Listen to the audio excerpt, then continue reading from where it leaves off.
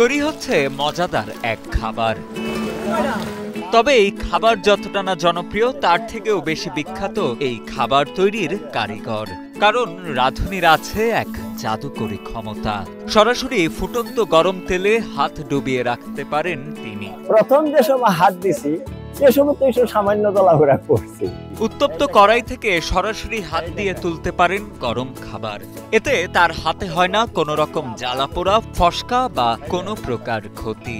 আমার জীবনে একজনই আমার হাত দেখে হাত দিছে, তোর বাদের দিন আমার গোপনে দেয়াইতেছে যে আমি তো ভুল করলাম, আমনের দেহা দিহি আমি হাত দিলাম। হাত দেওয়া সত্ত্বেও আমার নোকটা দেওয়া পড়ে গেল। তাহলে মনে রাজু তো সমস্ত ডুবাইতো। যেখানে সুস্থ স্বাভাবিক একজন মানুষ গরম তেলে হাত দেওয়ার সাথে সাথেই পুড়ে যায় হাত, সেখানে বছরের পর বছর ফুটন্ত তেলে হাত ডুবিয়ে হাসতে হাসতেই দুঃসাহসিক এই কাজ করে যাচ্ছেন কিশোরগঞ্জের পাকুন্দিয়া উপজেলার তারাকান্দি এলাকার বাসিন্দা লিয়াকত আলী। দীর্ঘ ৪০ বছর ধরে ডালপুরি, পেঁয়াজু, সিঙ্গারা সহ নানা ধরনের মুখরোচক খাবার বিক্রি করলেও একদিন হঠাৎ হাত দিয়ে বসেন গরম তেলে। প্রথমে কিছুটা সমস্যা হলেও পরবর্তীতে বিষয়টিকে ধীরে ধীরে রপ্ত করে ফেলেন তিনি। এত সুন্দর হাত দিয়ে তেলের মধ্যে, কিন্তু দেখলে এত ভয় লাগে, কিন্তু হুডা পড়লে ছল এলায় বুঝলাম না নিজেকে মতো কিভাবে হাত দিলা আচানক ব্যাপার পারি না। ওই অবকাশের কারিগররা, হ্যাঁ, মেসিয়াররা সবাই আমারে দেখে বলে আপনি এই হাত কেমনি নিয়ন্ত্রণে আনলেন? তখন আমার হাতটা এইবার টিপবে টাপবে এইবার দেখে আসি।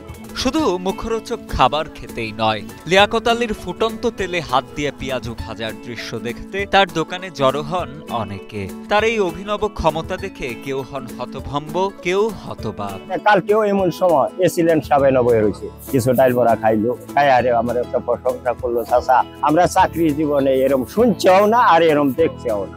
জানা যায় অভাবের সংসারের হাল ধরতে ৪০ বছর আগে তারাকান্দি মধ্য বাজারে একচালা ঘরে ভাজা পোড়ার দোকান শুরু করেন লিয়াকত। খাবার তৈরিতে তার হাতের যশ ৮-১০ জন ব্যবসায়ী থেকে তাকে করেছে কিছুটা আলাদা। পাশাপাশি গরম তেলে হাত দেওয়ার ক্ষমতা তাকে তুলেছে জনপ্রিয়তার তুঙ্গে। উনি যেভাবে গরম তেলে হাতটা মারে, এইভাবে যদি আমরা কেউ দেওয়ার চেষ্টা করি তো সাথে সাথে মার্ডার। তো যাই হোক, অনেকেই ভাবে এটা জাদু মন্ত্র, এমন কিছু। এটা সব সম্পূর্ণ ভুল ধারণা। এসএসসি পাশের পর বাবাকে সহযোগিতার জন্য দোকানে বসতে শুরু করেন লিয়াকত আলীর ছেলে সুমনও।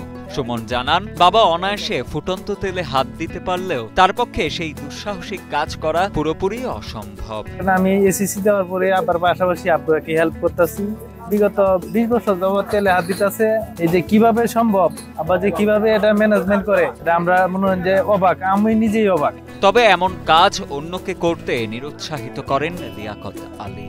অভিজ্ঞতা ছাড়া এই কাজ করলে ঘটতে পারে ভয়াবহ দুর্ঘটনাও।